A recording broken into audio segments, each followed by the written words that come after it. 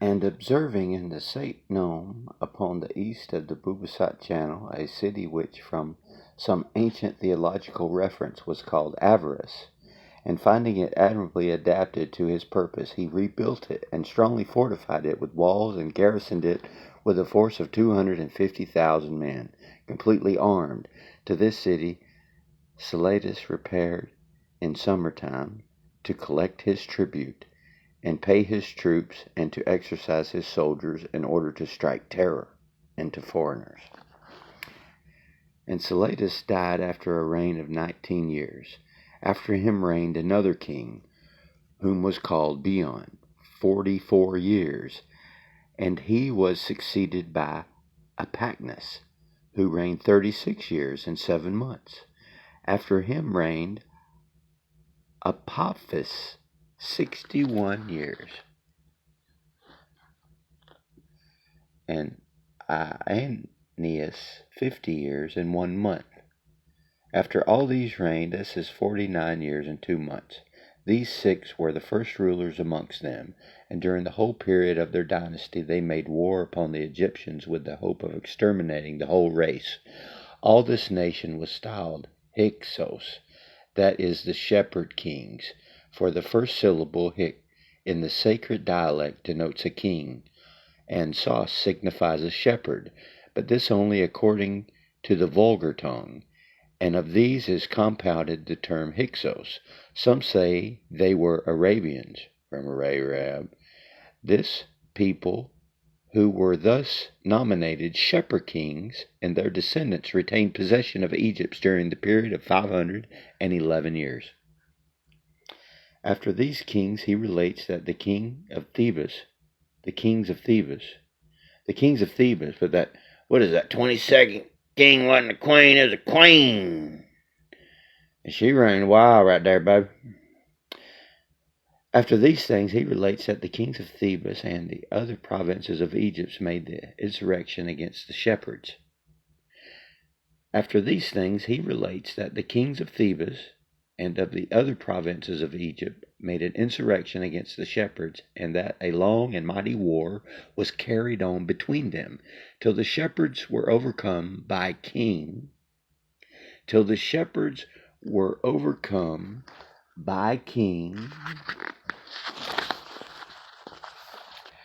His name is Alice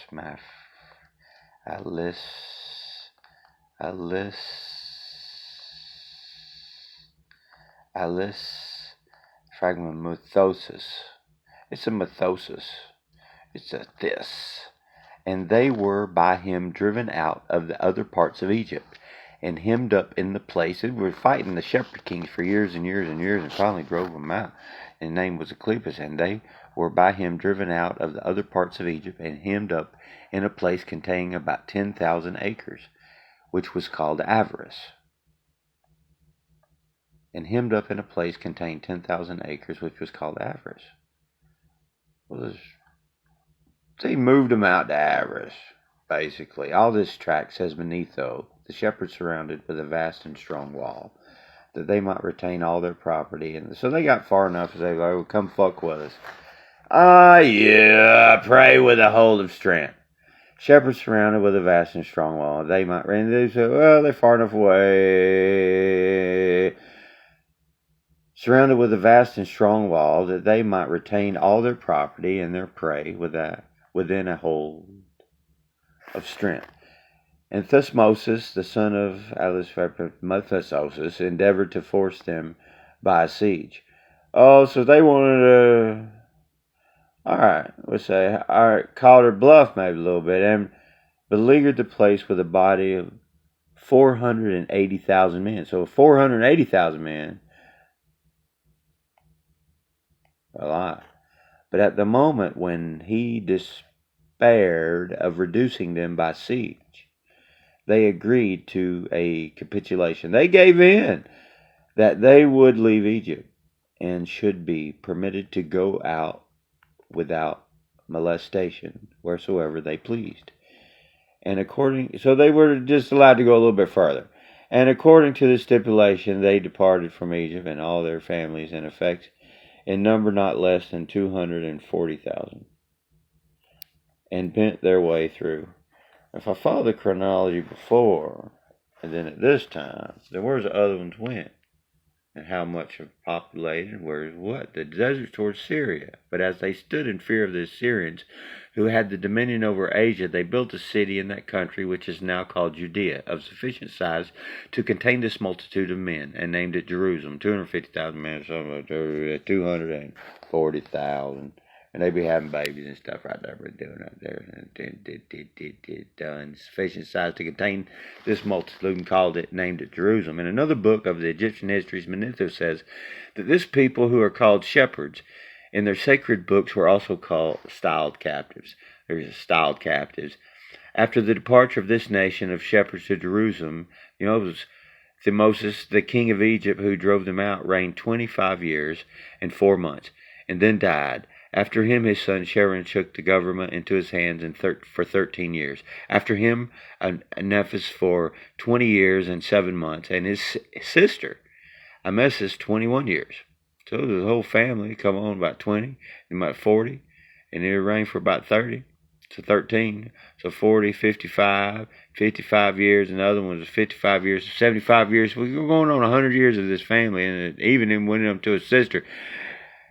21 years and 9 months, she was succeeded by Memphis, who reigned 12 years and 9 months. After him, so it was a boy, then a girl, then a boy. After him, Nephis, 25 years and 10 months. Pethosis. So most of Moses and the Messis and the Osis and the Messis and the Pathis and the Osis and the Isis and the Osis and Vato,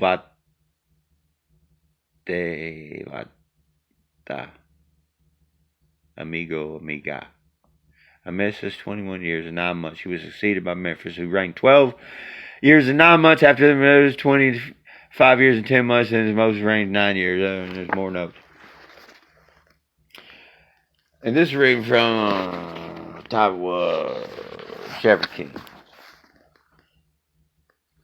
8 months after whom, and it was 30 years and 10 months, then Horus 36 years and 5 months, and his daughter, as was 12 years, so his daughter's reign, and my daughter's reign, and his sister's reign, and afterwards her brother. Then ascended 12 years, 5 months, other brothers after Matter's flower years, 4 months after him reigned. Ramses 1 year, 4 months, Matter's son, and other sons, and other sons. And there was different sons and different kings, and it was several kings at a time in Egypt. What somebody said, and he was succeeded by Slows and maintained army.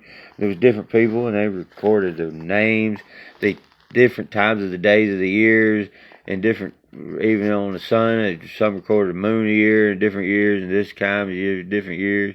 Then they even said this was appointed his brother Amas as viceroy over Egypt. So they even had names. It was invested or different branches of government undertakings under authority of the king. The other authority of the king, which only had these restrictions, these should wear the diadem, nor interfere with the queen, the mother of his children, nor abuse the royal concubines. He also invested him with all the other authority of the king, with only these restrictions, that he should not wear the diadem, nor interfere with the queen, the mother of his children, nor abuse the royal concubines. Sethosis then made an expedition against Cyprus and Phoenicia, and waged war on the Syrians and Medes. And he subdued them all, some by force of arms, and others without a battle, by the mere terror of his power. And being elated with his success, he advanced still more confident. He overthrew the cities and subdued the countries of the east. But Aramis, who was left to Egypt, took advantage of the opportunity and fearlessly perpetrated all those acts which his brother had enjoined him not to commit. He violated the queen. He continued to unrestrained intercourse with the royal concubine. At the persuasion of his friends, he assumed the diadem and openly opposed his brother.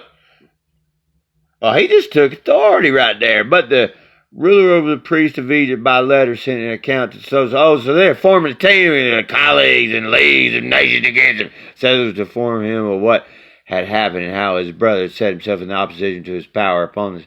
Oh, so they're talking about his brother and them doing this, and they're gossiping about the supposed what it means to be immediate return to Pelosi and recover the kingdom.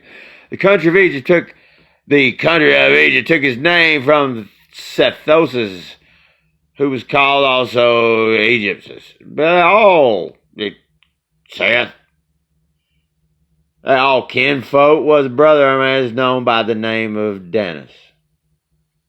The country of Egypt took its name from Sethosis, who was called also Egyptus and went on later to be called Memphis, and it was rather as was his brother Armas.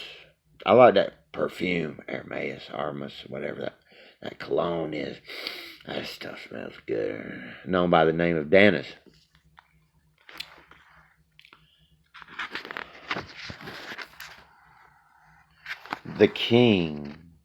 This king, Amniphis, was desirous of beholding the gods as Horus.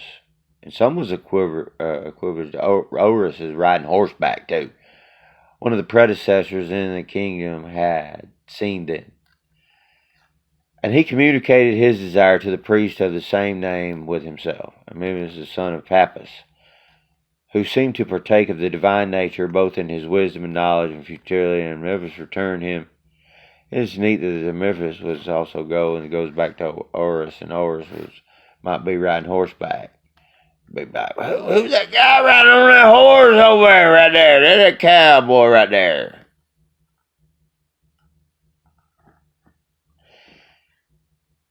Returned him answer, that it was in his power to behold the gods, if he would then cleanse the whole country of the lepers and other unclean persons that abounded in it.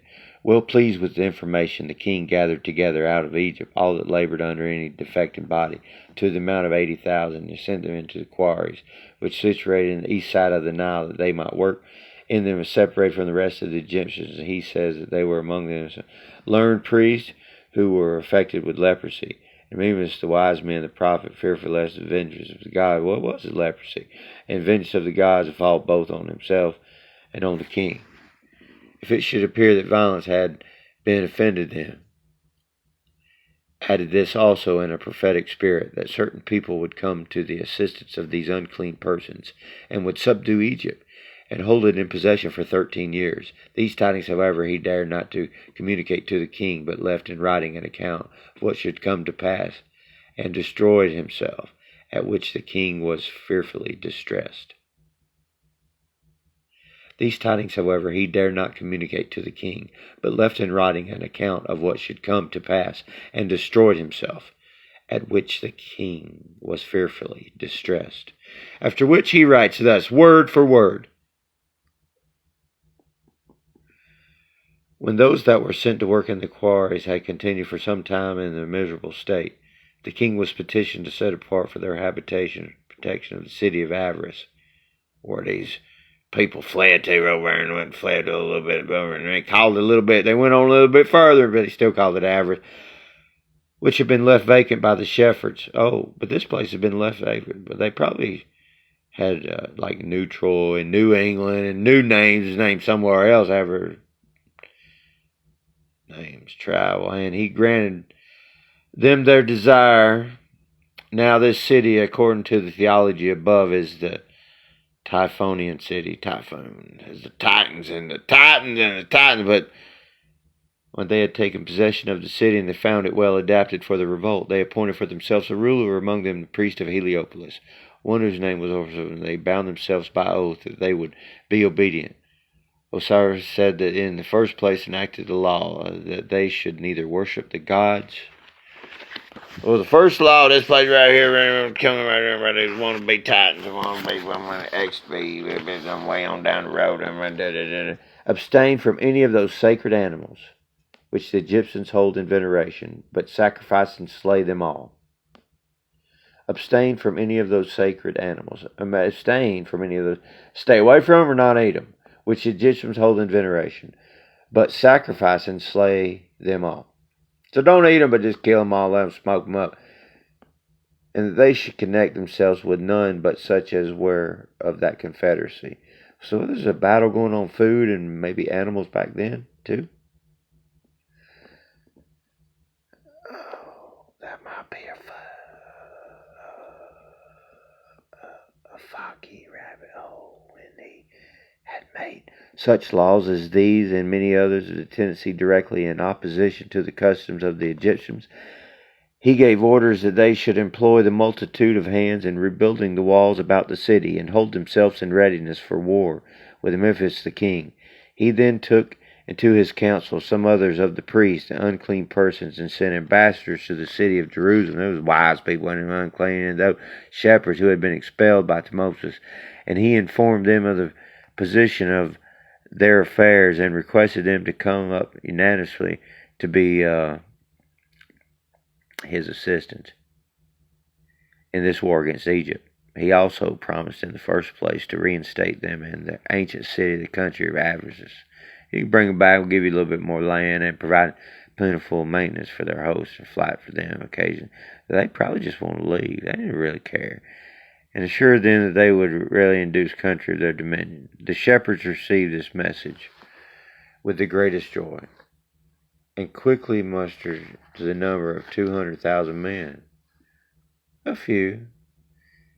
And came up to Avarice. Now as king of Egypt, when he was informed of the invasion, was a great consternation. Remember the prophecy of Memphis, the son of Paphos, and he assembled the armies of the Egyptians, and having consulted with the leaders, he commanded with sacred animals to be brought to him, especially those which were held in more particular venerations in the temples, and he forthwith charged the priests and the council of the images of gods with utmost care. Moreover, he placed his son Thesus, who was to be called Ramses, the father of Ramses, being then had different names, and Dame's name, and he followed in the father's name, had different names, being, and we have the same names, being then and 5 years old, under the protection of faithful adherent, and marched to the rest of the Egyptians 300,000 warriors, 300,000 warriors, 300,000 warriors against the enemies who advanced to meet him, and he did not attack him, thinking it would not be waged war against the gods, but returned and came again to Memphis, where he took Apis and other sacred animals, and had for them, and retreated immediately to Ethiopia, together with all his army and all the multitude of the Egyptians, thinking it would be to wage war. The Egyptians beat 3,000 against the enemy who advanced to meet him, but he did not attack them, thinking it would be to wage war against the gods, but returned. And all the multitude of the Egyptians. For the king of Ethiopia was under obligations to him. He was therefore kindly received by the king, who took care of all the multitude that was with him, and the country supplied what was necessary for their subsistence. He also allotted to him cities and villages during his exile, which was to continue from his beginning during the predestined 13 years. Moreover, he pitched a camp for the Ethiopian army upon the borders of Egypt, and protection from the king of Memphis. In the meantime, while such was the state of things in Ethiopia, the people of Jerusalem, who had come down from the unclean Egyptians, treated the inhabitants with such barbarity that those who witnessed their impieties believed that their joint away was more excruciable than that which the shepherds had formerly exercised alone. For they not only set fire to the cities and villages, but committed every kind of sacrileges, and destroyed the images of God, and roasted the fed upon the sacred animals that were worshipped. I kind of wish I had a shepherd back and pay the priests and prophets to kill the sacrifice. They cast them naked out of the country. And it said also that the priests ordained their plurality of the laws was by birth of Heliopolis, and his name was Osiris, the son of Heliopolis. Osiris, the god of Heliopolis, but that when he went over to these people, his name was changed. They changed a lot, and he was called Moses.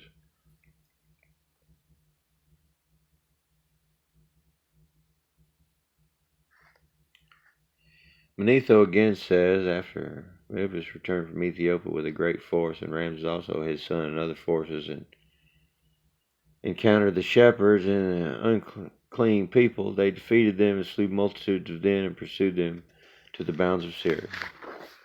I bet that dog Josephus right there, big typing right there.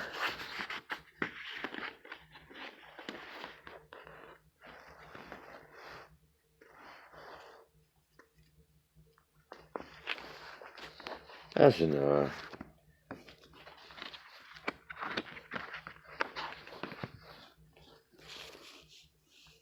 Go back to Berosus. Good job, bud.